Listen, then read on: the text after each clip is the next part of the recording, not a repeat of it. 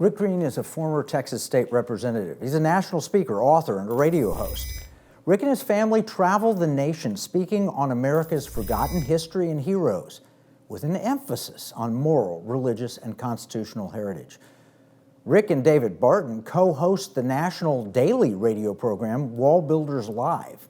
Rick's the author and executive producer of Constitutional Live, America's most engaging and entertaining study of the U.S. Constitution. Rick and his wife, Kara, founded Patriot Academy, an elite leadership training program specializing in applied civics with a biblical, historical, and constitutional foundation. Through their Constitution Coach program, they are training and empowering adults across the nation to educate their communities about the Constitution. Rick's a great friend, and he's really proven helpful as we've pursued the Texas transactional currency. So I want to welcome you, Rick, to the Economic War Room. Hey, Kevin, good to be with you, man. I'd lock shields with you anytime, anywhere. So I'm excited, man. Thanks for having me on. Well, you're a good man. Hey, I just saw something from PragerU. It reports that 16% of Gen Z adults are proud to live in America, compared to 73% of baby boomers. What do you think has happened to cause our young people to be so much less patriotic? Fully expected, man. We've been pouring the poison of cultural Marxism into our education system for decades now, man. 20 years ago, I was fighting that. And when I was a state rep in Texas, there were already textbooks in the great state of Texas that basically said that, socialism, communism, capitalism, just three equal ways to form a society. Just pick which one you want.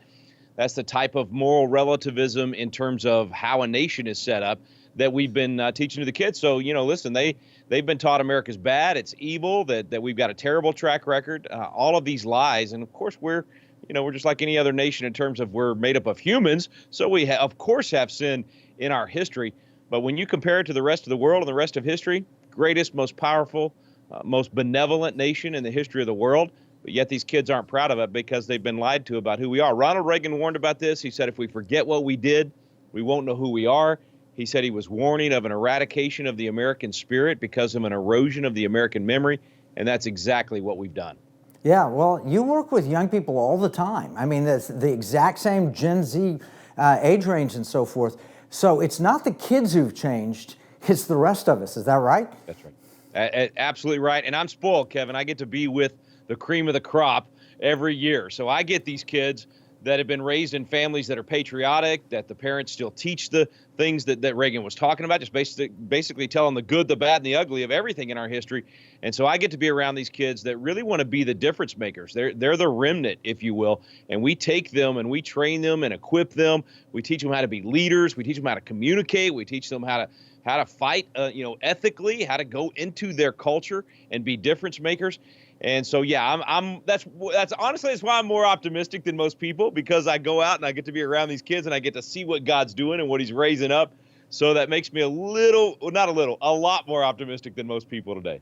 When Marnie and I have traveled the country and I've spoken a lot of different places, you can always tell a Hillsdale kid, right? Somebody that's gone through Hillsdale College makes a difference. You can always tell a Patriot Academy kid. Define Patriot Academy for our viewers.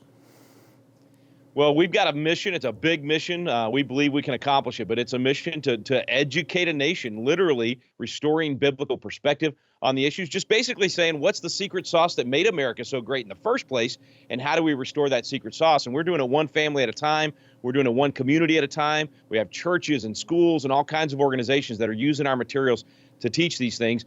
And then when young people come to our leadership congresses around the country, it gives us a chance to really hone them in. But we're optimistic, again, as I say, because we know the laws of nature and nature's God don't change. The principles don't change.